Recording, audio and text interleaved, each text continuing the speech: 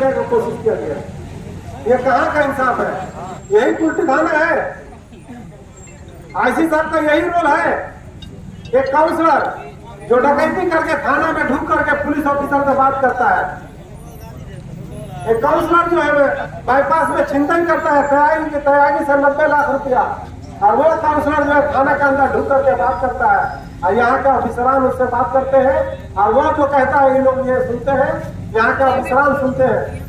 पूर्व पार्षद ने कुल्टी थाना प्रभारी और पार्षद के खिलाफ खोला मोर्चा, किया थाना घेराव। कुल्टी विधानसभा के वार्ड संख्या 65 के पूर्व पार्षद अख्तर हुसैन ने आसनसोल नगर निगम के वर्तमान पार्षद नदीम अख्तर और उनके 5 साथी पर असामाजिक तत्व होने का आरोप लगाते हुए तृणमूल कांग्रेस के बैनर तले कुल्टी थाने का जोरदार घेराव किया और वर्तमान पार्षद को कुल्टी थाना पुलिस ने गिरफ्तार क्यों नहीं किया, इसके नारे लगे।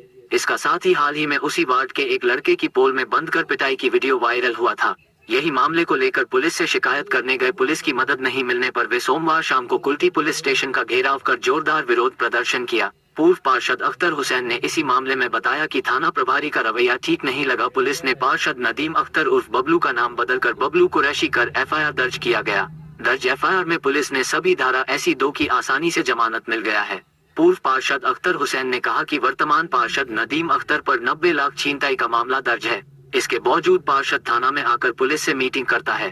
पूर्व पार्षद अख्तर हुसैन ने दावा किया कि अगर इस समस्या का शीघ्र समाधान नहीं किया गया और पुलिस ने वर्तमान पार्षद के खिलाफ कोई कार्रवाई नहीं की तो वे आने वाले दिनों में बड़े आंदोलन की राह पर जाएंगे। साथ ही पूर्व तृणमूल पार्षद ने धमकी देते हुए कहा कि अगर इसके खिलाफ कार्रवाई नहीं की गई तो वे अगले दिन अपनी बनाई हुई सरकार को उखाड़ फेंकेंगे। यही मामले में तृणमूल के बैनर तले थाना घेराव को लेकर कुल्टी ब्लॉक तृणमूल के युवा अध्यक्ष विमान दत्ता ने कहा कि इसको लेकर कुल्टी ब्लॉक के अध्यक्ष को बताया जाएगा और साथ में कहा कि पार्टी ने इसको लेकर कोई अनुमति नहीं दी है, पार्टी इनके साथ नहीं है। এটা আমাদের দুর্ভাগ্য আছে কি আমাদের সরকার টিএমসির সরকার মাটি মানুষের সরকার আছে, তারপরে আজকে আমাদেরকে থানাতে ঘেরাও করতে হলো। এটা খুব লজ্জার ব্যাপার আছে, কিন্তু এই কুল্টি আইসির জন্য আজকে আমাদেরকে করতে হলো।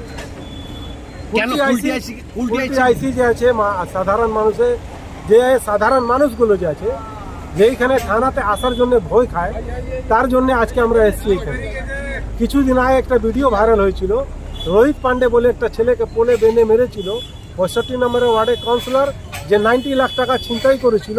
ওই কাউন্সিলর ওর সঙ্গে 6-7 জনা গুন্ডা ছিল, ওরা ওকে মেরেছিল। আমি ওকে তারপরে ওর এফআইআরটা নিচ্ছিল না, থানাতে এফআইআর নিচ্ছিল না, কিন্তু 17 দিন পরে যখন আমি বলেছি থানা এফআইআর নিয়েছে।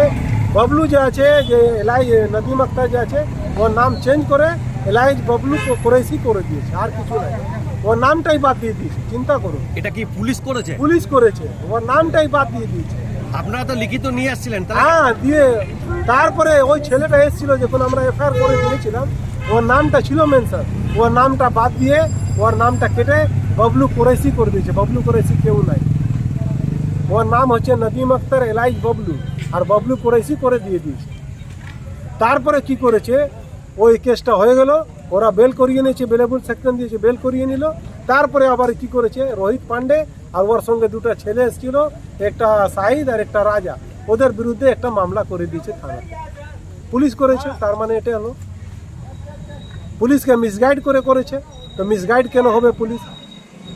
পুলিশ তো এখানে এসছে কাজ করার জন্যে, তো পুলিশকে তো চিন্তা করা উচিত কি এটা ন্যায্য আছে না কি আছে, ওটা দেখতে হবে। তো ও কেস করে দিয়েছে ওদের নামে। এই নাদিম আক্তার বলছেন উনি কি কোন দল করেন?